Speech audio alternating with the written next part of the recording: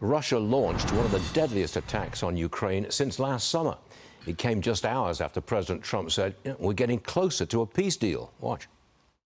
I think we have a deal with Russia. We have to get a deal with Zelensky, and I hope that Zelensky, I thought it might be easier to deal with Zelensky. So far it's been harder, but that's okay. It's all right.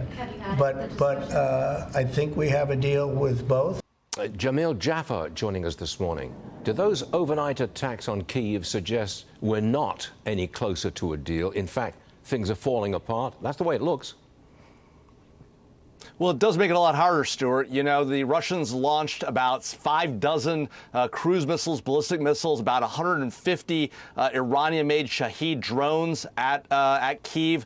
They hit 5 neighborhoods. They said they were trying to hit defense factories, but in fact, they killed about over 10 people, injured 70. So this is not a good sign. President Trump did just tweet he's very upset with Vladimir Putin.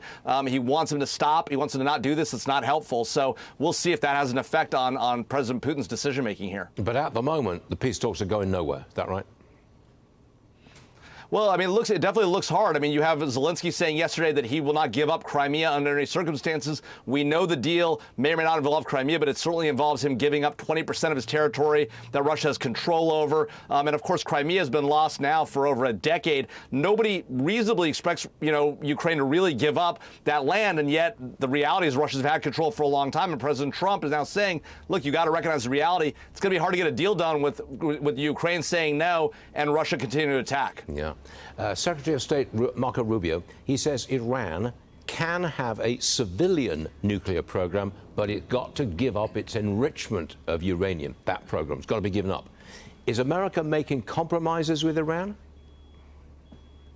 Well, not necessarily on this one. On this one, this is the same deal we gave our friends, the Emirates, where we said, look, it's sort of what's called the gold standard. If you want nuclear power, you can have civilian nuclear power, but we're going to have to give you the enriched materials, only enough to use for civilian program. We're not going to let you domestically enrich. Unfortunately, President Obama unwound that and allowed them to have enrichment domestically. That was part of the problem with the old nuclear deal. If Secretary Rubio is right, that could make a big difference. The problem is it's different than what Steve Witkoff, who was there negotiating with Iran just last week, said. He seemed to suggest they could have an enrichment program, just a low enrichment program. That's sort of like the Obama deal. So it's unclear what the administration's position is. Is it the Rubio position, the Witkoff position, or something else altogether? Rubio says war with Iran would be, quote, much messier than what people are used to seeing.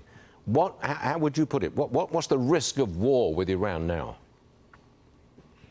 Well, look, the reality is that we cannot, neither the United States nor our partners in Israel nor the other Arab nations that we're friends with can accept a nuclear armed Iran. And so something's going to have to happen, either a deal that's a real deal, that's not a weak deal like the Obama deal, or there's going to be action taken against this program. It's just not acceptable for them to have a nuclear weapon the way they're behaving, supporting terrorists, including the Houthis and Hamas and all these other groups. And so if it needs to be a war, the U.S. needs to be prepared to take out the nuclear program. I don't think Iran wants or could win a war with the United States, so they better not provoke it. Do you think that President Trump is prepared to attack Iran's nuclear facilities?